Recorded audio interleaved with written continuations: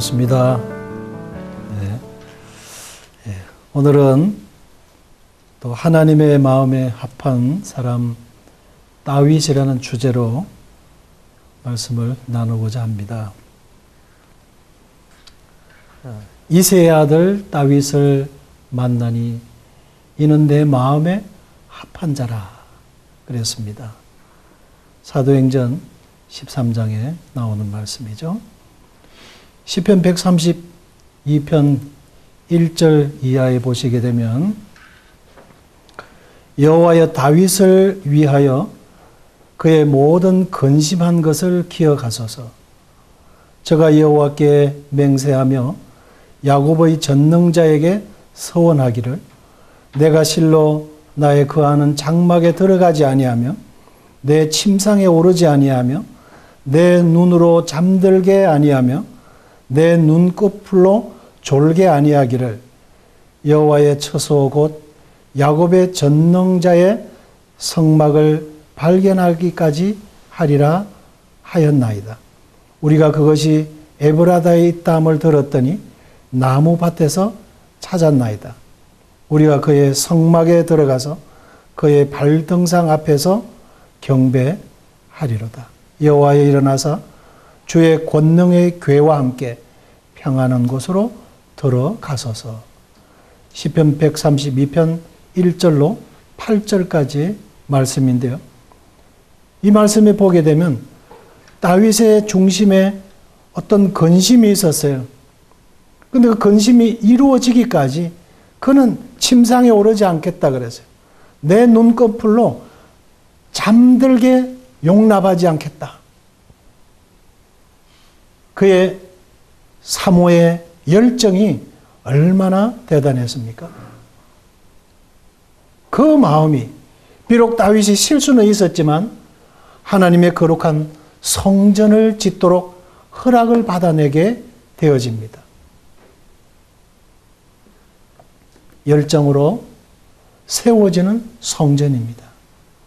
우리가 사모의 열정이 없으면 하나님의 성전은 세워질 수가 없습니다. 다윗의 그 관심과 그 중심에 사모하는 그 열정을 우리는 시편 232편에서 보게 되었습니다. 아비나답의 집에서 20년, 오벳 에돔의 집에서 3개월, 사울 왕 때에 이 대블레셋과의 전쟁에서 빼앗겨버린 이 법궤를 사울은 결코 찾아오려 하지 않았습니다. 그들의 예배의 구심점이 되어야 돼요. 그 법궤를 통해서 그들은 하나님 앞에 예배를 드리고 그 법궤를 중심으로 저들이 모임을 이루는 그들의 경배의 사실상 그 주체가 되어진 것이 이 법궤였습니다. 사도 바울은 그 사울 왕은 그가 하나님을 경외하는 마음에서 떠나가서 그 마음에 하나님을 경외하는 마음이 없으므로 능력을 상실한 것에 대해서는 그렇게 깊이 생각하지 못했습니다. 단지 이 법궤만 가져오면 저 블레셋과의 전투에서 승리할 것이라고 생각하고 성막에 두어야 될 법궤를 블레셋과의 전쟁터에 그를 가지고 나왔습니다. 일시적으로 이스라엘 병사들의 사기가 충천한 것 같았지만 사실상은 능력이 없는 것이었습니다. 우리들의 손에 성경이 돌려져 있어도 우리들이 마음으로 하나님의 말씀을 경외하지 아니하면 한 권의 책에 불과한 것입니다. 능력이 없다는 것이죠. 엔진 없는 자동차와 다를 바 없는 하나님의 능력이 떠나버린 법궤, 그것은 블레셋에게 빼앗겨버릴 수밖에 없었습니다. 이것이 회복되어야 된다는 것이었습니다. 하나님의 말씀의 능력이 회복되어야 된다는 것이었어요. 그들의 예배가 회복되고자 하는 것이 다윗의 사모하는 사모의 중심이었습니다. 사도행전 13장 22절의 말씀을 읽어드리면요. 다윗을 왕으로 세우시고 정언하여 이르시되 내가 이새의 아들 다윗을 만나니 내 마음에 맞는 사람이라 내 뜻을 다 이루리라 하시더니 하나님이 약속하신 대로 이 사람의 후손에서 이스라엘을 위하여 구주를 세우셨으니 곧 예수라.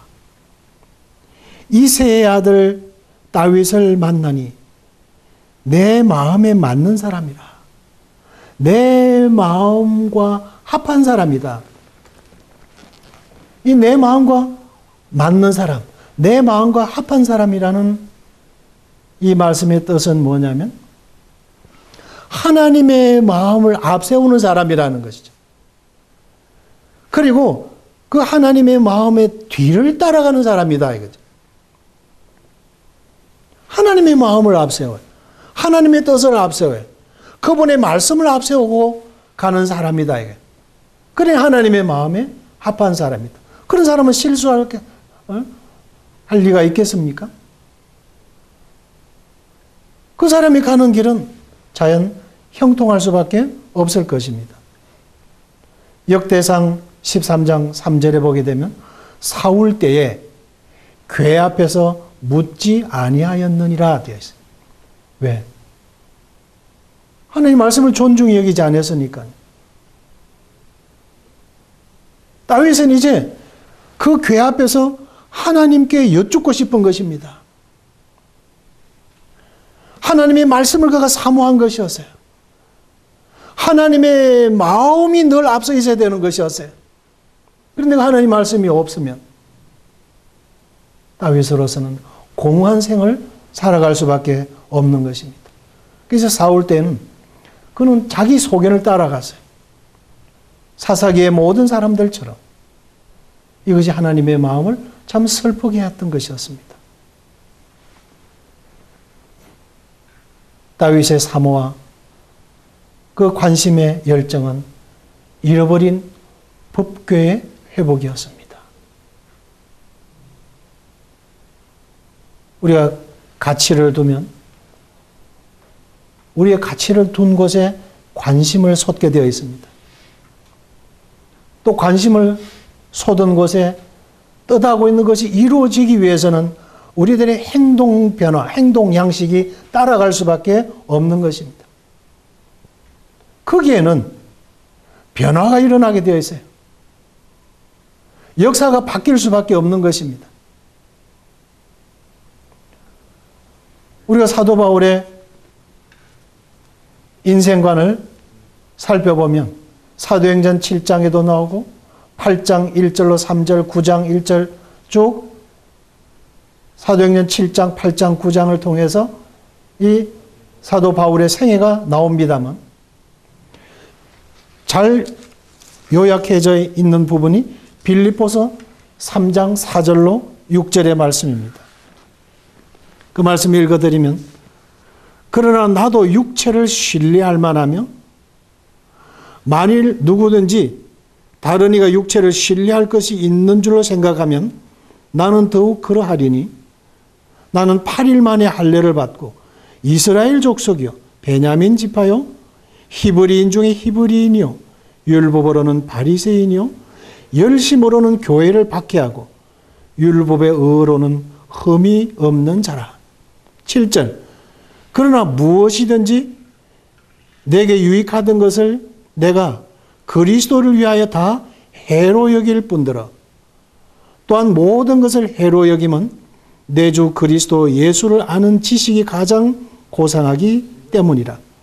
내가 그를 위하여 모든 것을 잃어버리고 배설물로 여김은 그리스도를 얻고 그 안에서 발견되려 함이라 되어 있어요. 육체를 신뢰하는 자들, 나도 육체 신뢰할 만하다. 내가 그리스도를 발견하기 전에 나도 8일 만에 할례를 받은 사람이고 이스라엘 족속이요. 이스라엘 족속 중에서도 베냐민 지파다. 다른 11지파들은 다 타국 땅에서 태어났지만 막내 아들 베냐민 지파만큼은 약속의 땅에서 에브랏 그 길에 험한 길에서 그의 어머니 라헬이 난산하며 너는 베논이다.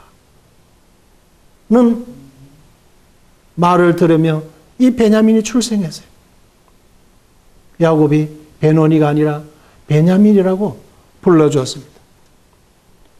그래서 약속의 땅에서 출생했다고 하는 그것이 그들에게 엄청난 다른 10형제, 11형제 지파보다도 대단한 우월감을 가졌던 이유 중에 하나인 것입니다. 그리고 그는 가말리엘 문화생도입니다. 힐렐의 문화 생도 중에 가말리엘, 그 가말리엘 가운데서도 참으로 주목받는 사울이었어요. 그는 그의 종교에 열심한 사람이었습니다. 그 종교의 뛰어남을 위해서 그 명예를 걸고 그리스도와 그리스도인을 그는 박해하던 사람이었습니다. 그러나 무엇이든지 내게 유익하던 것을 내가 그리스도를 위하여 다 해로 여길 뿐더러 또한 모든 것을 해로 여김은 내 주 그리스도를 아는 지식이 가장 고상하기 때문이다. 내가 그를 위하여 모든 것을 잃어버리고 배설물로 여김은 그렇게 생애에 중요하게 여겨졌던 그렇게 전 생애를 투자할 만한 가치가 있는 것이라고 여겨져 왔던 것들을 그리스도 안에서 보니까 그는 쓰레기통에 들어갈 것이었어요. 배설물로 여겼던 것이었습니다. 이렇게 가치를 둔 곳에 모든 관심을 두었고 또 오로지 그것을 이루기 위한 모든 행동 양식이 거기에 따라갔던 것입니다. 사도 바울은 그런 생을 살아왔었어요. 그러다가 그리스도 안에서 새로운 가치를 발견했고 이제 주님을 위해서 그는 살아가기 위하여 변화를 각오한 것입니다. 어떻게 해요? 그렇게 중요시 여겼던 것들, 모든 건 내게 유익하다고 여겨져 왔던 것들, 그것을 위해서 배우고 취하고 그것을 위해서라면 어떤 것도 불사하고자 하는 이런 각오가 있었지만 이제 예수 그리스도를 위해서 이 모든 것들을 어떻게 해요? 버리기로 했다는 것입니다. 배설물로 여겼어요. 욥기 22장 21절로 29절을 보게 되면 너가 하나님께로 돌이키면 너가 다시 흥하게 되어지는데 거기서 너가 흥하려면 너가 오빌의 검을 강가에 돌려버리라. 내 장막에 품고 있는 가장 값으로 여기던 것들,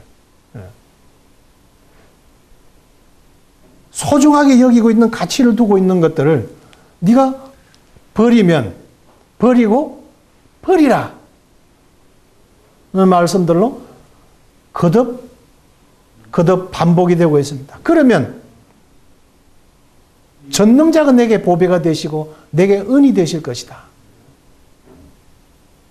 그러면 너는 그분 앞에 기도할 것이고 그분은 들을 것이고 너는 그분의 뜻을 위해서 살아가게 되어질 것이다. 흥하게 되어질 것에 대해서 말씀하고 있습니다.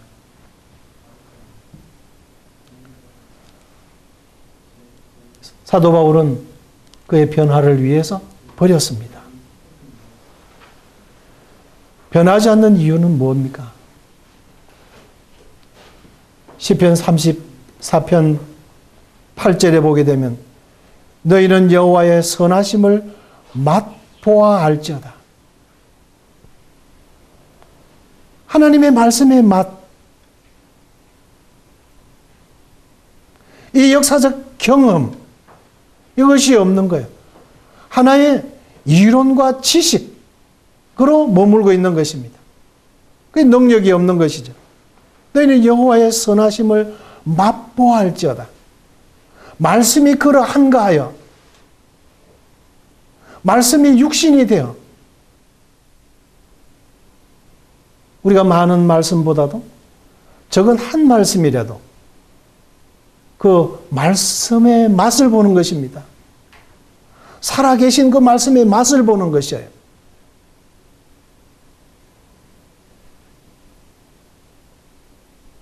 여호와의 정직하심을 나타내리로다. 의인은 종려나무 같아. 시편 92편에 그런 말씀이 있어요. 하나님의 그 여호와의 궁정에 심기었으며 늙어도 진액이 풍족하고 그 푸르름이 청청할 것이다. 그리하여 여호와의 정직하심을 나타내리로다. 누구? 하나님을 경외하는 자에게. 하나님을 경외하는 자에게. 하나님은 당신의 정직하심을 나타내신다. 여호와의 열심히 이루신다는 거예요. 놀라운 말씀이 아닐 수가 없습니다. 다윗은 그런 사람이에요. 사자의 입에서, 곰의 입에서 그 치고 있는 몇 마리의 양들이 공격을 당했을 때 그는 사자를 두려워하지 않았어요. 곰을 두려워하지 않았어요. 여호와의 정직하심을 그는 믿고 있기 때문입니다. 그래서 골리앗도 그는 조금도 두려워하지 않았습니다. 그가 키가 크고 그 목소리가 찌렁찌렁하고 그 창 자루는 배틀채 같은 그의 신장을 보고 그의 목소리를 보고 그가 들고 있는 무기를 보았을 때 사울의 병사들은 여기저기 오합지졸이 되어 도망갔지만 다윗은 그 물매와 그게 장전할 시냇가에 조약돌 몇 개, 이것이 전부였어요. 그게 골리앗과 싸우는데 많은 거 필요 없는 거예요. 하나님을 모르고 하나님을 경외하지 아니하는 저 개 같은 자가 오늘날 사시고 참되지는 하나님을 우롱하고 있다. 내가 당장 가서 그 목을 베어오겠다. 그 형 엘리압은 너 왜 전장에 와서 구경하러 왔냐? 너 교만한 거, 너 그 완악한 거, 네 고집스러운 거 안다. 엘리압은 하나님의 순전한 은혜와 그분의 말씀의 능력을 능력껏 믿는 다윗에 대해서 고집스럽고 완고하다고 그렇게 봤어요. 이것은 맛을 본 자와 하나님의 맛을 경험하지 못한 자의 차이점일 것입니다. 두 번째로는 또 변화를 싫어하는 데 있습니다. 변하지 않는 이유, 두 번째는 변화를 싫어한다는 것입니다. 마태복음 13장 14절 이하에 듣기는 들어도 깨닫지 못하고 보기는 보아도 보지 못하는 것은 그 마음이 이미 듣고 봄으로 변화를 받을까봐 두려워하고 있다 그랬어요. 왜? 지금 손에 쥐고 있는 것을 내려놓아야 되니까요. 이건 내려놓아야 되니까요. 믿음이 없는 거죠. 그래서 잃어버릴까봐 쥐고 있는 것을 놓치지 않으려고 하는 것입니다. 그래서 그 양심을 통해서 정명해 주시고 증거해 주시는 그 세미한 음성에 대해서 못 들은 채, 그분의 모습을 보고도, 그분의 능력과 그분의 기적을 보고도 못 본 채 눈을 내려 감고 귀를 닫고 있다고 하는 것입니다. 그래서 눈치가 없는 척 그 양심을 속인다고 하는 것입니다. 변하지 않는 이유는 이런 능력의 말씀을 체험한 적이 없기 때문이다. 둘째로는 변화를 싫어하기 때문이다. 성경 지식은 많은데 주님을 체험한 이런 은혜가 없는 오늘날 많은 젊은이들, 우리의 자녀들, 이들이 장래 이 교회의 미래를 지고 가야 된다고 한다면 이보다도 더 힘든 신앙 여정이 어디 있겠습니까? 미래는 어두울 수밖에 없는 것입니다. 그들은 때로 그들이 그런 자세를 취하는 것이 어쩌면 변화를 싫어하고 있는 우리 부모들의 모습을 보고 있기 때문이 아닐까요?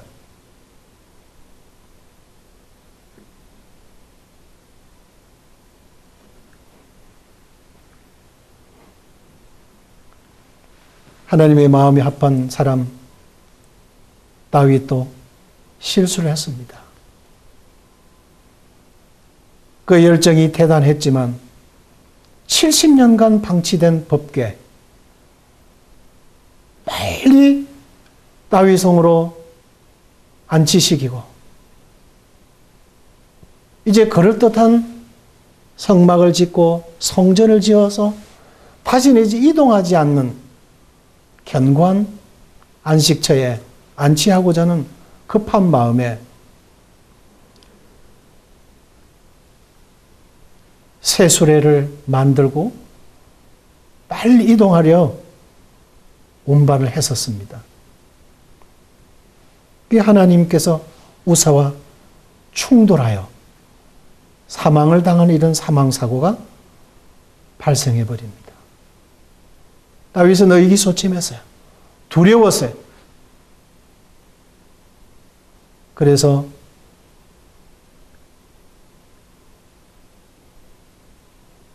법궤를 모셔오는데 일단 잠시 중단하고 주춤할 수밖에 없었습니다. 열심히 특심하여 하나님의 우선순위를 무시하고 여러 가지 바쁘다는 핑계로 우리가 때로는 등한시할 수 있는 우리의 실수일 수 있습니다. 다윗이 깨달은 것은 무엇이냐면 섬김에는 원칙대로 해야 된다고 하는 것입니다. 경주는 법대로 경주해야 된다는 것입니다. 우리가 조급할 뿐입니다. 유대인 의사가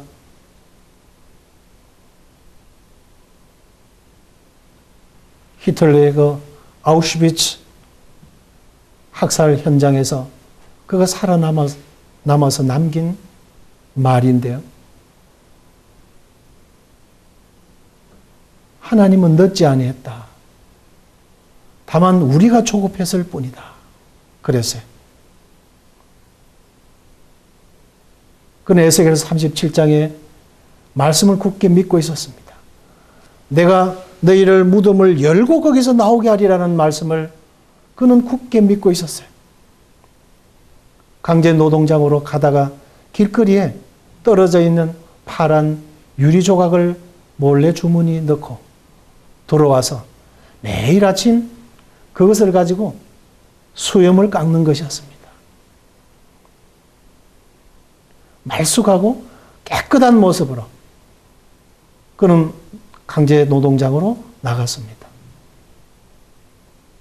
이제 첫째 호실, 둘째 호실, 이제 깨서실에 들어가서 죽임을 당하고 사형을 당할 때 그 사형 대열에 그도 서 있었지만 이 소망을 가지고 있는 이 사람은 수염을 밀고 주님의 이 역사에 말씀을 체험하고자 했던 것이었어요.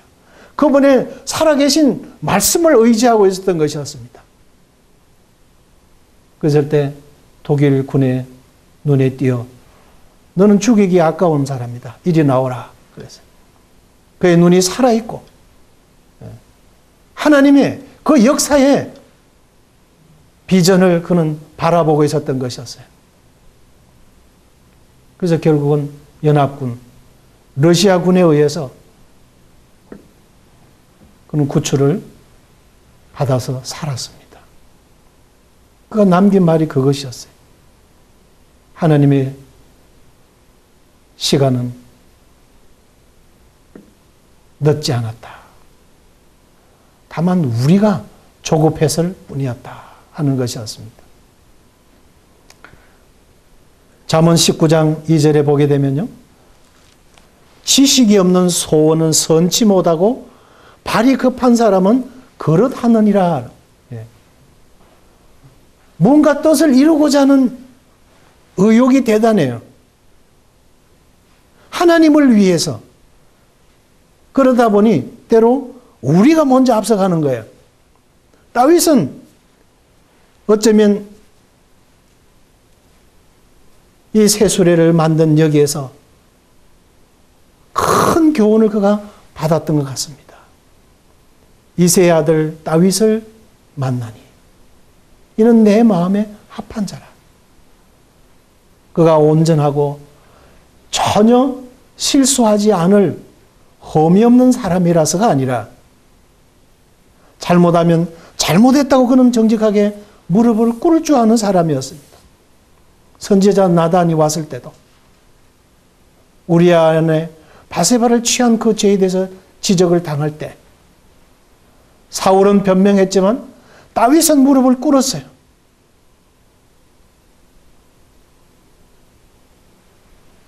모태에서부터 자신은 죄악 중에 출생했다고. 이것이 하나님의 마음을 감동시키는 것이었습니다. 다윗은 비록 실수가 있었지만 늘 범사에 하나님의 마음을 앞세우기를 원했어요. 그리고 그 뒤를 따라가려고 하는 겸손한 마음을 가지고 있었습니다. 이런 사람을 주님이 서셨어요. 이런 다윗을 통해서 하나님은 성전을 세우시는 일에 허락을 하셨던 것이었습니다. 그래서 지식이 없는 소원이 선치 못하고 발이 급한 사람은 그릇하느니라. 지식이 없는 소원, 소만 앞선 것, 지식이 없는 소만 앞선, 우리의 열정만 앞서고 우리의 의욕이 앞서고 이럴 때 우리는 실수할 수 있다고 하는 사실을 이 잠언 19장 2절에서 간과해서는 안 될 교훈이, 이 교훈을 받게 되어진다고 봅니다. 그래서 다윗은 하나님의 방식대로 해야 된다고 하는 사실을 다시 일깨움을 받았습니다. 모세에게 일러 가라사대 민수기 7장 4절에 보면 하나님의 성물은 제사장들과 레위인들이 이 몫을 담당하게 되어져 있었습니다. 레위인 게르손 무라리 자손은 수레로 운반하고 레위인 고앗 자손은 반드시 어깨로 메어서 운반해야 될 것을 민수기 7장 4절로 9절까지 쭉 말씀해 주고 계십니다. 거룩한 성물에 대해서는 손을 대지 말라 그랬어요.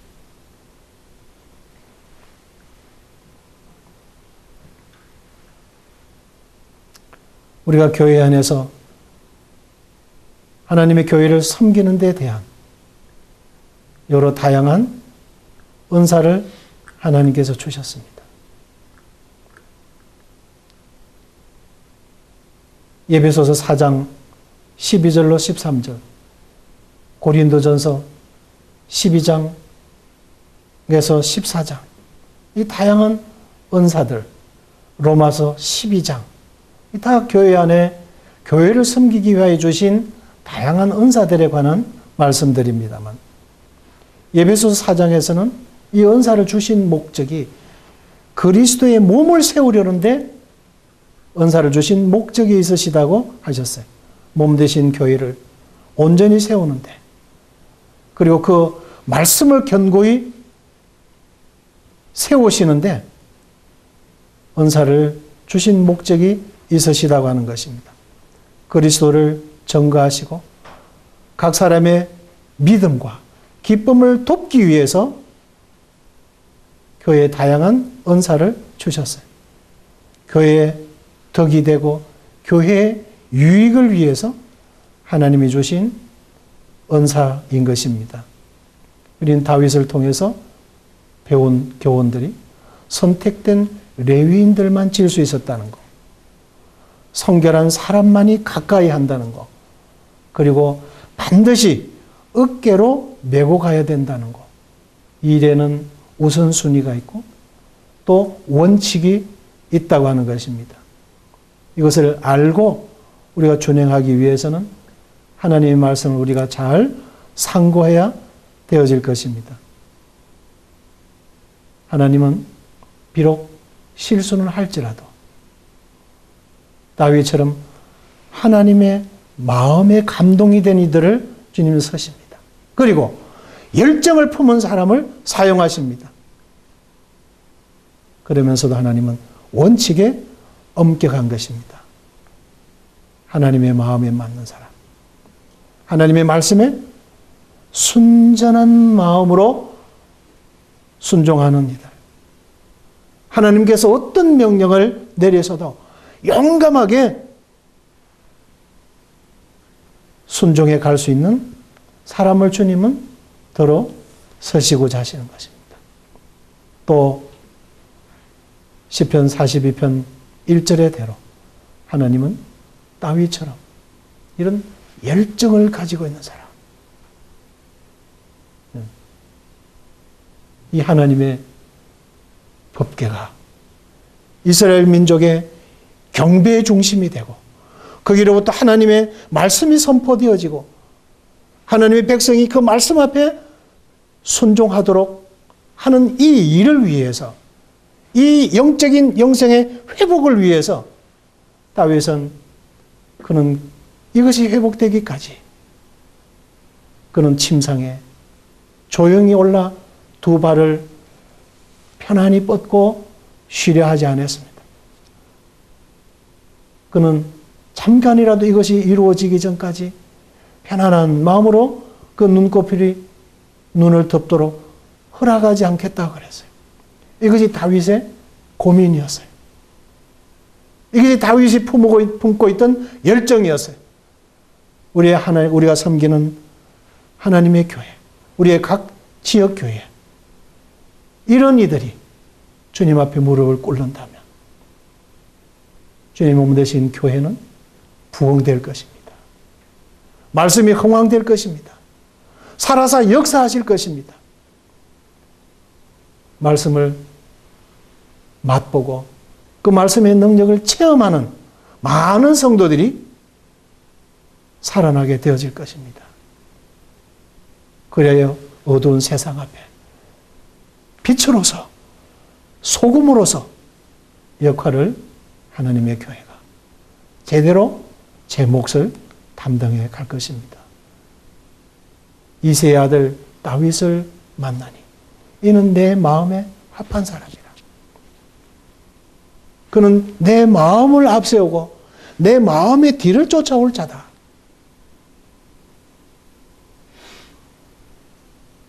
우리가 이런 은혜를 겸손히 사모하는 우리들이 되시기를 바라고, 사랑하는 우리 성도님들 되시기를 바랍니다. 다윗처럼. 감사합니다.